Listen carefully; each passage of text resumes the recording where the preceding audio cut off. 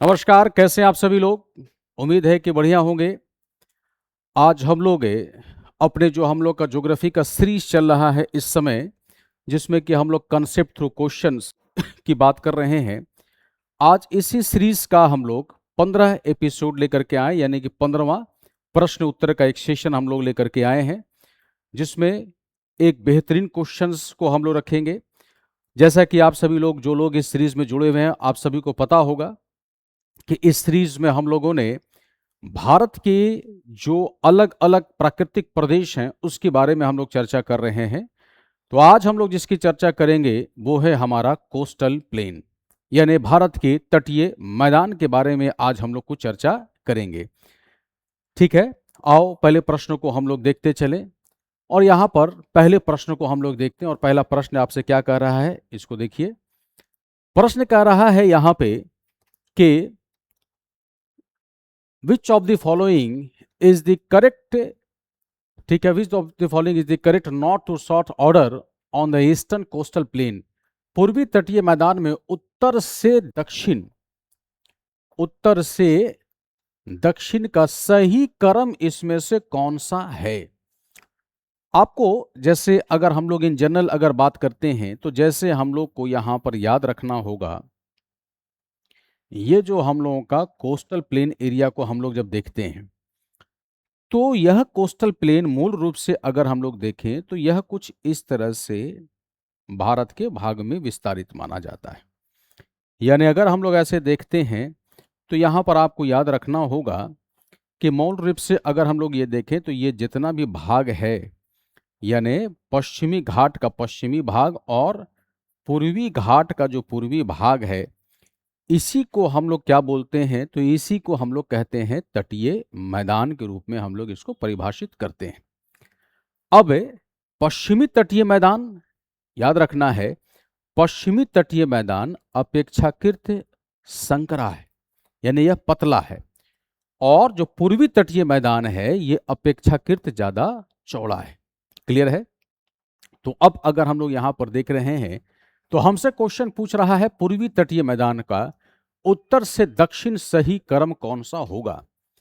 उड़ीसा के तटीय मैदान को हम किस नाम से जानते हैं, तो याद रखना है कि हम लोग जब बात करेंगे उड़ीसा के तटीय मैदान के विषय में अगर हम लोग बात करते हैं, ठीक है, तो तटीय मैदान को उड़ीसा के तटीय मैदान को क्या कहते हैं, तो इसको हम लोग उत्कल कहते हैं, उत्कल कहते हैं। ठीक है, तो इसका मतलब है सबसे पहले उत्कल हो जाएगा। इसके बाद हम लोग अगर देखते हैं तो उत्कल के मैदान के बाद जो हमारा गोदावरी और कृष्णा का जो डेल्टाई रीजन है उसके मध्य का जो भाग हम लोग देखते हैं, इसे हम लोग क्या कहते हैं, तो इसे आंध्र प्रदेश के तटीय मैदान के नाम से इसे हम लोग कहते हैं, यानी आंध्र प्रदेश के तटीय मैदान के रूप में भी कहते हैं। ठीक है, या एक और चीज याद रखना है, इसी को हम लोग उत्तरी सरकार भी कहते हैं, यानी इसे हम लोग आंध्र प्रदेश के तटीय मैदान या इसे हम लोग उत्तरी सरकार भी कहते हैं, यानी नॉर्दर्न सरकार भी इसको कहा जाता है। ठीक है, तो आंध्र का मैदान हो जाएगा। और इसके बाद जो दक्षिणी भाग आ जाता है, यानी आंध्र प्रदेश का दक्षिणी भाग और जो तमिलनाडु का जो पूरा भाग आ जाता है, यानी ये वाला जो भाग आ जाता है, इस भाग को हम लोग किस नाम से जानते हैं, तो इसे ही कहा जाता है कोरोमंडल। इसे ही कहा जाता है कोरोमंडल, इसे हम लोग कहते हैं, यानी कोरोमंडल कोस्टल प्लेन के नाम से इसको हम लोग जानते हैं। तो कह रहा है उत्तर से दक्षिण, तो ऑब्वियस है कि यही तो उत्तर से दक्षिण होगा, इसका मतलब ये जवाब हमारा सही होगा। ठीक है, आओ अगले प्रश्न की तरफ हम लोग आगे बढ़ें। और अगला प्रश्न आपसे क्या कह रहा है, थोड़ा देखा जाए। अगला प्रश्न आपसे क्या कह रहा है, यह कह रहा है कि which of the following is the correct match. ठीक है, कोंकण तट गोवा केरल के बीच, मालाबार तट गोवा और कन्याकुमारी के बीच में है। तो जब हम कोंकण तट के बारे में चर्चा करते हैं तो कोंकण तट जो है ये कहां से है, तो यह दमन से लेकर के गोवा तक, यानी जब हम लोग पश्चिमी तटीय मैदान की तरफ आते हैं तो दमन से लेकर के, यानी दमन दीव जो हम लोग बोलते हैं, तो दमन से लेकर के गोवा के बीच का ये जो तटीय भाग है, इसी को हम लोग क्या कहते हैं, तो इसे ही कहा जाता है कोंकण तटीय मैदान, इसको हम लोग कहते हैं। तो दमन से लेकर के गोवा, ये स्टेटमेंट हमारा हो जाएगा गलत। क्लियर है? गोवा से लेकर के मैंगलोर तक का जो भाग होता है, यानी गोवा से लेकर के जब हम लोग मैंगलोर तक के भाग को देखते हैं तो इसे ही कहा जाता है कन्नड़ प्लेन कहा जाता है, यानी कन्नड़ तटीय मैदान इसे हम लोग कहते हैं। ठीक है, तो अगर हम लोग यहां पर देख रहे हैं कि मालाबार तट तो है, तो चलो मालाबार अब कन्नड़ प्लेन है, तो इसका होता है मुंबई और गोवा के बीच में, तो ये तो गलत हो गया ये स्टेटमेंट। इसके बाद अगर हम लोग देख रहे कोरोमंडल, तो महानदी और कृष्णा, ये तो एकदम ही गलत है। यहां से हम लोग जब आते हैं दक्षिण तक, तो इसी भाग को हम लोग क्या कहते हैं, तो इसे ही भाग को हम लोग कहते हैं मालाबार। क्लियर है? तो इसका मतलब है यहां पर गोवा और कन्याकुमारी के बीच में अगर हम लोग देखते हैं, क्लियर है, तो यह भाग जो अगर देखा जाए तो लगभग हम लोग ऐसा कह सकते हैं कि यह मैंगलोर और मालाबार के बीच में, यानी मैंगलोर से लेकर के दक्षिण तक के जो भाग आते हैं, इसे ही हम लोग कह सकते हैं कि यह हमारा मालाबार तटीय भाग के रूप में जाना जाता है। ठीक है, तो इस मामले में अगर देखा जाए तो यह भी स्टेटमेंट हमारा हो जाता है गलत। ठीक है, तो अब यहां पर अगर हम लोग यहां पर देखें कन्नड़ मुंबई और गोवा के बीच में, तो यहां पर अगर कन्नड़ तट को हम लोग देख रहे हैं तो ये गलत है, कन्नड़ जो है वो यहां पर है। ठीक है, और मालाबार अगर हम लोग देख रहे हैं तो गोवा और कन्याकुमारी के बीच में यह नहीं है। तो ऐसे में क्या होगा कि इसका सभी स्टेटमेंट इसका गलत है। ठीक है, आओ अगले तरफ क्वेश्चन की तरफ हम लोग आगे बढ़ें।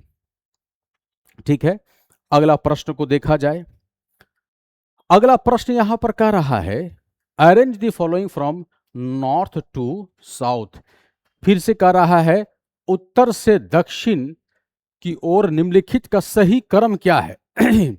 तो उत्तर से दक्षिण की तरफ हम लोग जब आ रहे हैं तो सबसे उत्तर में तो हो जाएगा मुंबई। ठीक है, इसके बाद यानी कि अगर हम इसको नंबर 1 में रखें तो इसके बाद हो जाएगा गोवा। ठीक है, और इसके बाद अगर हम लोग देखते हैं तब हो जाएगा हम लोगों का, जिससे हम लोग देखते हैं मैंगलुरु हो जाएगा और इसके बाद हो जाएगा हम लोगों का कोच्चि। तो इसका मतलब है 1 2। ठीक है, अगर हम लोग यहाँ पर देखें तो हो जाएगा पहला 2, इसके बाद हो जाएगा हम लोगों का 1, इसके बाद ठीक है 2 1, फिर हो जाएगा हम लोगों का 4 और ये हो जाएगा 3। इसका मतलब है यही क्रम हमारा सही होगा। क्लियर है? चलिए आगे की तरफ हम लोग बढ़ते हैं और अगला प्रश्न को हम लोग देखें।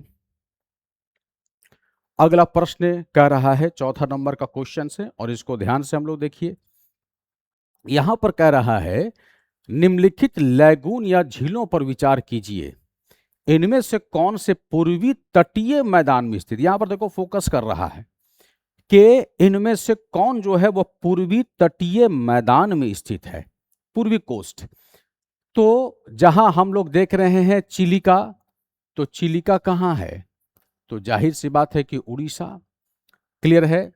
अगर हम लोग पुलिकट को देख रहे हैं तो ये भी हमें मिल रहा है कहां, तो हम इसको देख लेते हैं आंध्र प्रदेश, कोई दिक्कत नहीं है। अगर हम लोग कोलेरू को देख रहे हैं ये भी हमें मिल जा रहा है आंध्र प्रदेश के एरिया में। ठीक है, और वेमनाथ को अगर हम लोग देख रहे हैं तो वेमनाथ जो है यह केरल में है, यानी मालाबार रीजन्स में देखने को मिलता है। 1 2 और 3 हमारा सही है। ठीक है, कह रहा है पूर्वी तट, तो इसका मतलब है 1 2 और 3 हो जाएगा पूर्वी तट पे, और जो चौथा है यानी ये वाला जो भाग देख रहे हैं यह पश्चिमी कोस्ट पर स्थित है। क्लियर है? आओ अगला प्रश्न की तरफ हम लोग आगे बढ़ें। और अगला प्रश्न आपसे क्या कर रहा है, प्रश्न संख्या 5, ये कह रहा है भारत के पूर्वी तट पर प्राकृतिक बंदरगाहों की अपेक्षाकृत कमी का सर्वोत्तम कारण क्या है। देखो, आप पढ़ते होंगे, आपने पढ़ा होगा कि जो भारत का पश्चिमी तटीय भाग है, इसको हम लोग क्या कहते हैं, तो इसे कहा जाता है सबमर्जिंग कोस्ट कहा जाता है।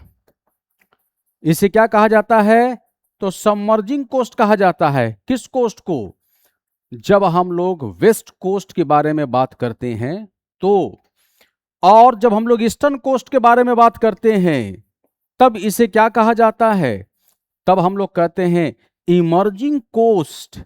और इमर्जिंग कोस्ट कहां मिलेगा, तो हम लोग लिखेंगे ईस्टर्न एरिया में, यानी ईस्टर्न कोस्ट में हमें मिलेगा। इसको हम लोग निमज्जित और इसको उन्मज्जित तट कहते हैं।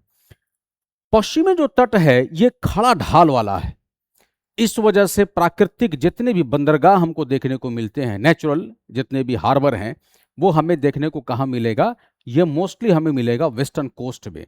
ठीक है, तो यहां पर हमें याद रखना होगा कि परवाल भित्ति की उपस्थिति से इसको कोई लेना देना नहीं है। सीधी तटरेखा तथा डेल्टाई निक्षेप चूंकि इस भाग में ज्यादा मिलता है, इस वजह से प्राकृतिक पूर्वी तट प्राकृतिक बंदरगाह की अपेक्षाकृत कमी का यही कारण है। क्योंकि जब कोस्ट इस तरह से होगा और एक जगह पर कोस्ट अगर ऐसा होगा तो क्या है, जल इसके एकदम कह सकते हो कि किनारे लगा हुआ रहेगा, प्राकृतिक बंदरगाह यहां पर आराम से बनाए जा सकते हैं। लेकिन यहां पर क्या है कि ऐसे अगर तटीय भाग है तो रिवर का डिपोजिशन इस एरिया में ज्यादा होगा और फिर यहां पर जल जो है वह इसकी गहराई अधिक नहीं मिलेगी, तब उसके वजह से आप कह सकते हैं प्राकृतिक बंदरगाहें यहां पर अपेक्षाकृत कम बनता है। ठीक है, तो इसका सही जवाब होगा 5 का बी। क्लियर है। आओ अगले प्रश्न की तरफ हम लोग आगे बढ़ते हैं। और अगला प्रश्न हमें प्रश्न संख्या 6 को हम लोग देखें। कह रहा है पूर्वी तट के निम्नलिखित भागों को उत्तर से दक्षिण ओर क्रमबद्ध, अभी जस्ट हम लोगों ने बनाया ही है। ठीक है, तो जैसे हम लोग यहां पर देख रहे हैं उत्कल मैदान, उत्तरी सरकार और कोरोमंडल, तो कोई दिक्कत इसमें नहीं है। 1, 2 और 3 इसका सही जवाब होगा। आओ अगले प्रश्न को देखते हैं, प्रश्न संख्या 7।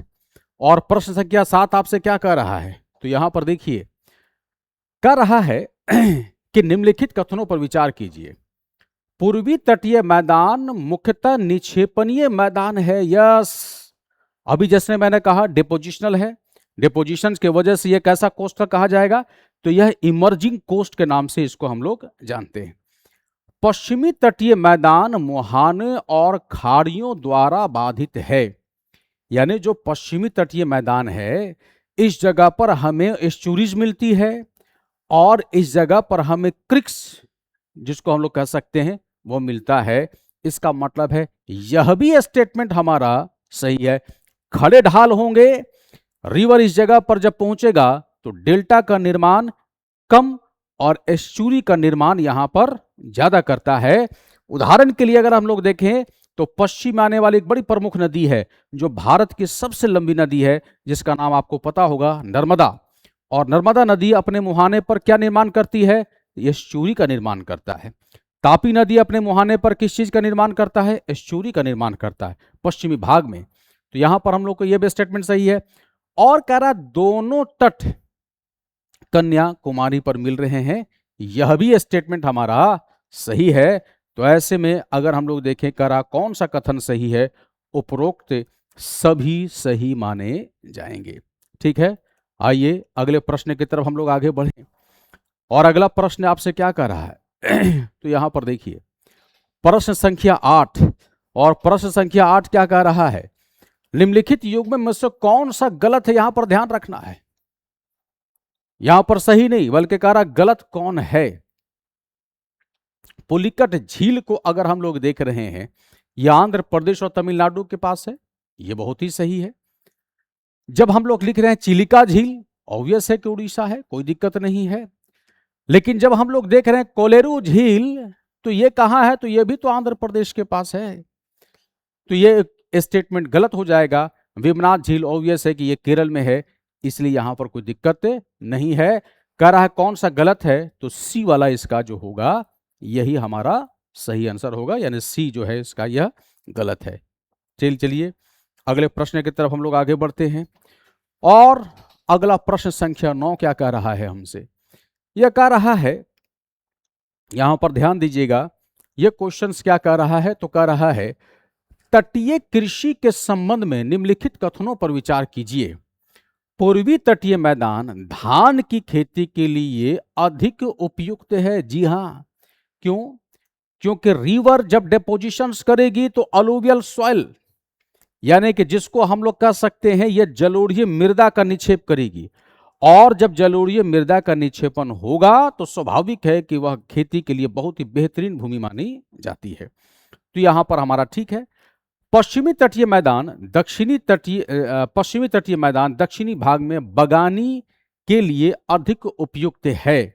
ठीक है, यानी मालाबार के रीजन्स में अगर हम लोग आते हैं या कन्नड़ के प्लेन में आते हैं, आप यहां पर देखते हैं कोकोनट कल्टीवेशन जबरदस्त होता है।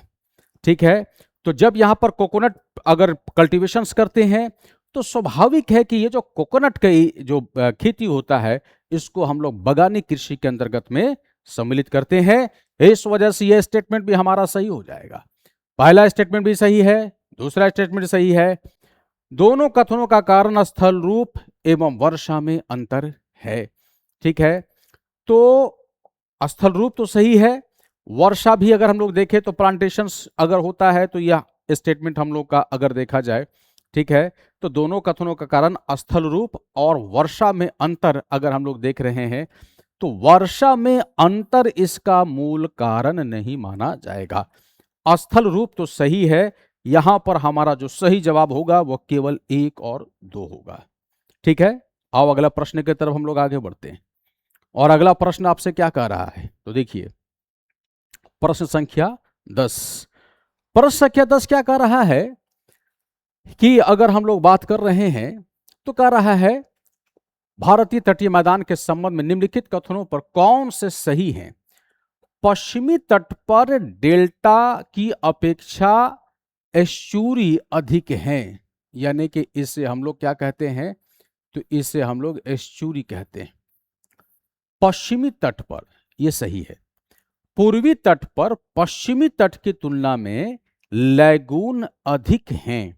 ठीक है, तो पूर्वी तट पर अगर हम लोग देख रहे हैं, पूर्वी तट का मतलब हो गया जो हम लोग चिलिका झील के वगैरह देखते हैं, या कुलरिव अगर रीजन्स को अगर हम लोग देख रहे हैं, तो यहां पर अगर हम लोग देख रहे हैं तो इसके बारे में ये कह रहा है। लेकिन ये पूर्वी तट पर कह रहा है कि पश्चिमी तट की तुलना में लैगून अधिक हैं। ये स्टेटमेंट हमारा हो जाएगा गलत। ठीक है, प्रमुख चक्रवातीय भू अवतरण तट के पश्चिमी तट की तुलना में, ठीक है, प्रमुख चक्रवातीय भू अवतरण साइक्लोनिक लैंडफॉर्म्स पूर्वी तटों को पश्चिमी तट की तुलना में अधिक प्रभावित करता, ट्रॉपिकल साइक्लोन्स।